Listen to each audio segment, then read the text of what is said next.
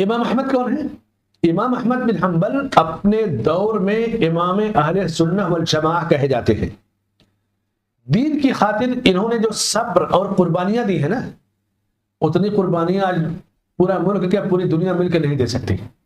تنہا جب خلق قرآن کا مسئلہ ہے کہ قرآن مخلوق ہے تو انہوں نے کہا نہیں مخلوق نہیں۔ اس زمانے میں جتنے علماء تھے نا انہوں نے کہا مخلوق ہے، یہ ڈٹے رہے۔ ان کو دو دو تین تین بادشاہوں نے جیل میں بند کیا، پیٹھ پہ کوڑے مارے جاتے تھے، اور ایسے کوڑے کہ اگر ہاتھی کے جسم پہ پارے جائے تو ہاتھی چیخ اٹھے۔ انہوں نے کہا نہیں قرآن اللہ کا کلام ہے، غیر مخلوق ہے۔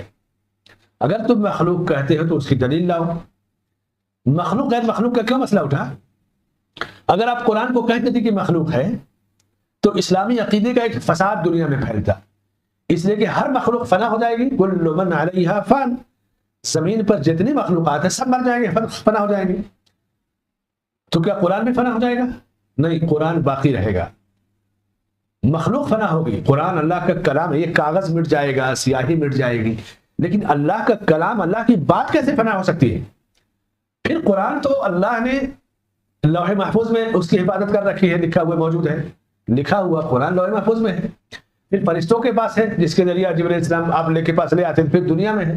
قرآن کا جو بیک اپ جس کو کہہ لیجیے کہ تین تین جگہوں پہ، پھر دنیا میں حافظوں کے سینوں میں ہے، تو مان لو کہ حافظ چلے جائیں دنیا سے، چھپا ہوا یہ مٹ جائے، لیکن لوح محفوظ میں جو چیز ہے وہ کیسے فنا ہوگی؟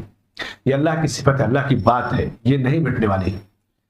امام احمد بن حنبل محدث فقیہ عالم تھے، ڈٹے رہے، اور پھر جب تیسری سرکار آئی جس کو کہہ لیجیے مامون وغیرہ کی، تو اس میں جا کر کے ان کو تھوڑا سا مہلت ملی۔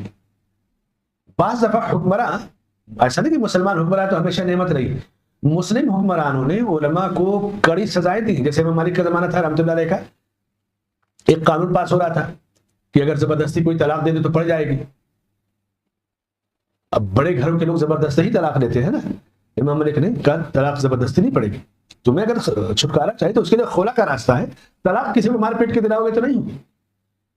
اب شاہی زور کی میری مخالفت کر رہے ہو، حکومتوں کی مخالفت کرنے کا مطلب کہ دیش دروہی، قانون کو توڑنے والے۔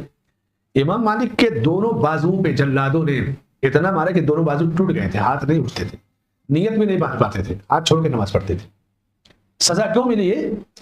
بادشاہ نے کہا کہ کہہ دو کہ زبردستی طلاق پڑ جائے گی، انہوں نے کہا کہ نہیں پڑے گی، دلیل لائیے اگر اس کے لیے دلیل فتویٰ چاہیے تو بعض دفعہ اپنی مرضی کے فتوے کے لیے حکمراں ائمہ کو ستاتے تھے۔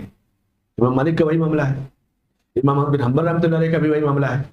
تو ان ائمہ کو اللہ نے شہرت اور مقبولیت دی ہے نا، یہ دین پر ثابت قدم رہنے اور جمے رہنے سے ہے۔